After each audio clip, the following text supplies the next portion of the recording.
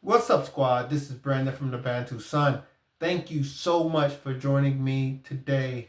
I wanted to talk and touch base on the latest development as far as DRC, Democratic Republic of Congo relations with Rwanda amidst a lot of the conflict that's going on in the eastern fringes of the DRC, spreading out from the Kivu region with M23 rebels, one of the many militia groups that have been having illicit trade as well as terrorizing the eastern fringe of the country. Now, right now, I'm doing a lot of deep diving on the whole history of the DRC because this thing has really deep roots. A lot of those deep roots are about ethnic tensions, of course, when you're talking about the Tutsis and their role within the regions with the Bantus, when you talk about the colonial administrations as far as the hands of the Belgians, the French, the British in this Great Lakes region, as well as that European competition that still is going on, I believe, is one of the primary drivers of this current conflict. You also have the role of the Congo and its relationship being indicative of the greater problem of the continent of Africa not fully utilizing its resources and its talents to develop the country.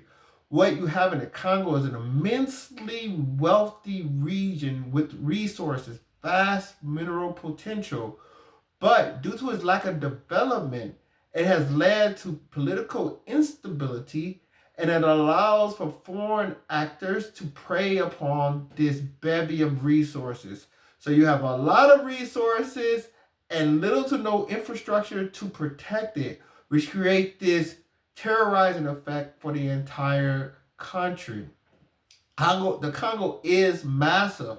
It is extremely massive. Right there, right underneath the Congo rainforest. So this is a very rather impenetrable part of the continent, considering the fact that it's a jungle. Many of rivers, but the rivers aren't on flat land as sub-Saharan Africa. A lot of sub-Saharan Africa sits on a tableaus. You're dealing with sits on a plateau as you're dealing with these steep slopes that rise to a high elevation. So this isn't really easily penetrable land or something that you would see as in American Midwest where it's really flat and it's easy to traverse. It's going to take technological innovation and a can-do attitude to, I don't want to say tame, but definitely to modernize the infrastructure of the country. So all of these influences are coming together in the Congo. So the latest out of this region and this conflict is talks did break down after M23 refused to meet in Angola. And this is a lot of background here, a lot of background story because there were multiple wars after the overthrow of the infamous dictator Mobutu of the in the Congo. Back then it was called Zaire. But it was two successive wars, and Angola was involved in some degree in these wars. So Angola kind of has in the first war they were for overthrowing the leadership of the country, but in the second war they wanted to sustain the leadership of the country. So what I'm basically saying is they may not necessarily be an unbiased actor. And M23 probably feel as though they're not getting a fair deal because in the Second Congo War, Angola and M23 would have been on opposite sides. I wouldn't say M23 per se, but definitely the Tutsi fashion and Tutsi influence that M23 is aligned with. Now, what happened since then, and I'm not a big fan of this because I believe African problems should be solved within Africa, but there has been a meeting between the President Sadeki of the Congo and President Kagame of Rwanda. Of course, many people are saying President Kagame is the force behind the power of M23 because M23 are basically a Rwanda-backed militia group that acts on behalf of Rwanda to go and raid the country and gather its resources. Which, who knows if it's true or not? This is what many people assert to be true. Maybe it is true. I mean, if President Kagame had nothing to do with it, why would he go to Doha? So obviously he knows something about something. But let's not forget, Rwanda is a very small country. It's a landlocked country with limited resources. So I think for Rwanda to do this, what I've realized is that things are not random in this world. And if you see something move, it's not that it was magic. It's just that you didn't see the hand that moved it. And I think that's the case with Rwanda. Rwanda been doing a lot of outsized things for its size and its resources and its capacity. Rwanda is backed by somebody to make a lot of these moves. And I think this is what gives President Kagame, one, his experience, but also the outside backing gives him this confidence that he has to go in there and make these challenges in the Congo. So Rwanda is also landlocked. So that means they're being assisted to the sea by air and by ship. So wherever they're still in, it has to be shipped to the end destination. So that means they have to be working in alliance with maybe Uganda, not Uganda, but Tanzania or Kenya, someone with a sea access. Even if they were flying some of these goods out. A lot of it, some say it's diamonds, so you can possibly find that out. But even if that was the case, you need other countries' land space. So, I mean, airspace. So that means Rwanda is definitely working with somebody. So you have a situation where the president of Congo or Rwanda are in Doha simultaneously, though. This is what really struck my interest because I'm like, well, is there anything new evolving? Belgium has been expelled from Rwanda. And conversely, Rwanda has faced sanctions and they're being basically unwelcome in Belgium right now. And Rwanda has given Belgian officials 48 hours to leave the country.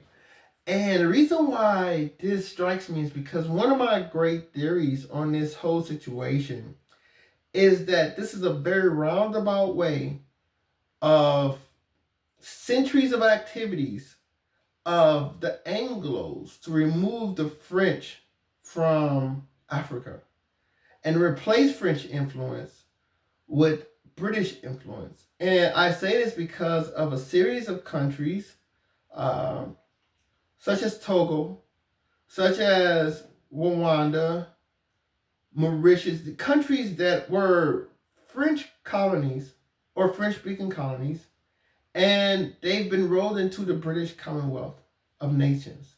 They recognize the Queen now. And obviously the biggest actor of such is Rwanda because of the aggression.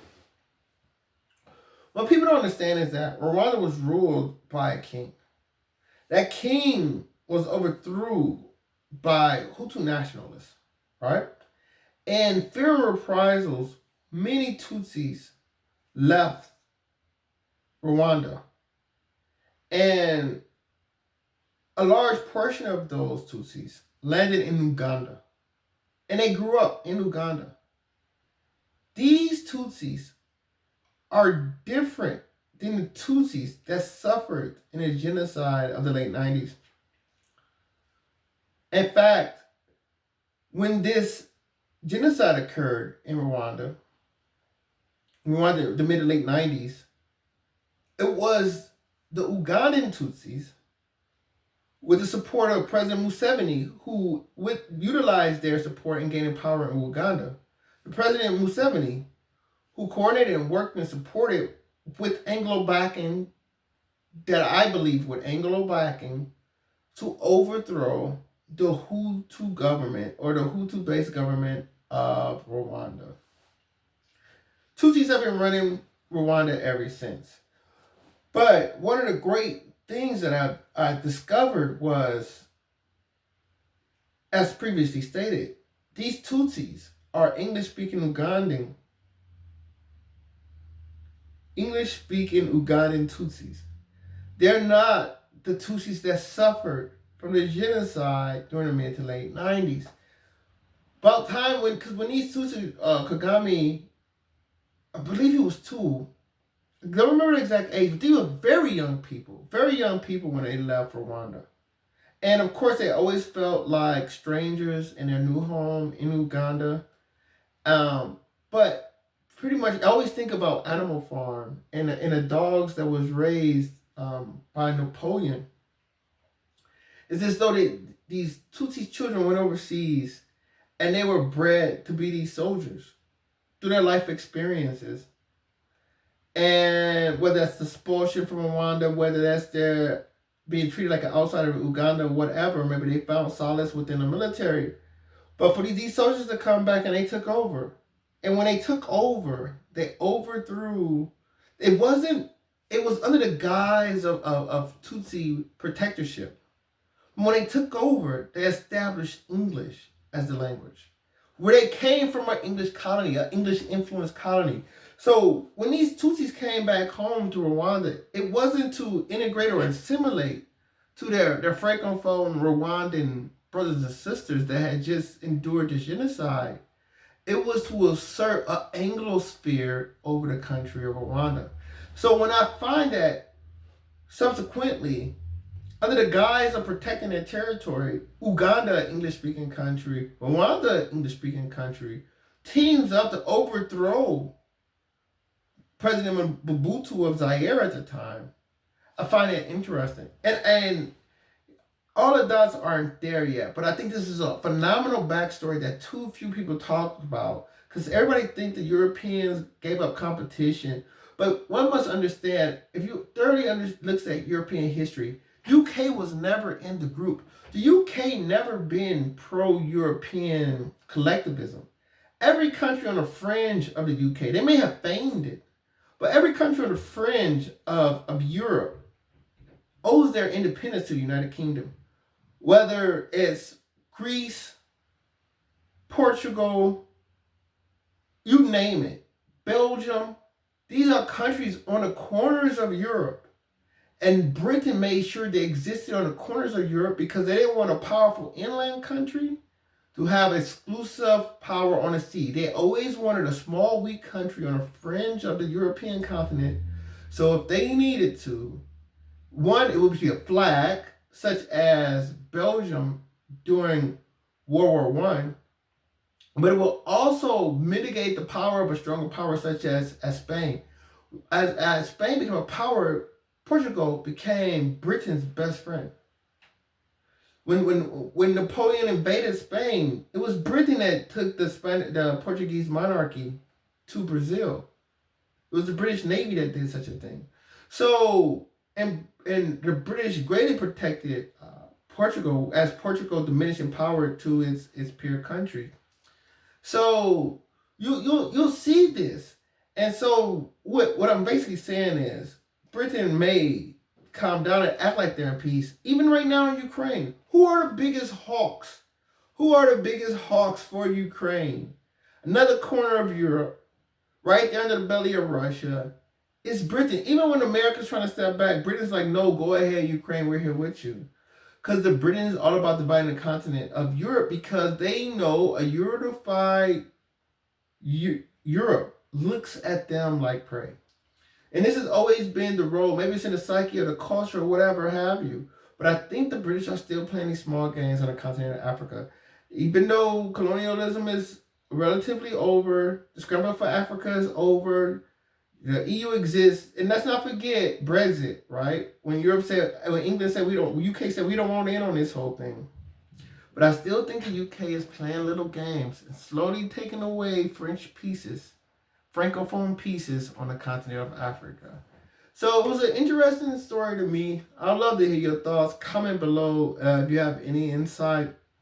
But I'm definitely going to do a lot more work with the Congo. I really want to bring visibility to this part of the world that actually is quite pivotal, but so little is known about it. And some of it is because I primarily consume Anglo media, but a lot of it also is because these are a lot of clandestine operations that are going on and very subtle and they're very long term. So it's hard to put the pieces together because it's not a consistent thread, but it is a consistent thread if you strip away all of the ornaments.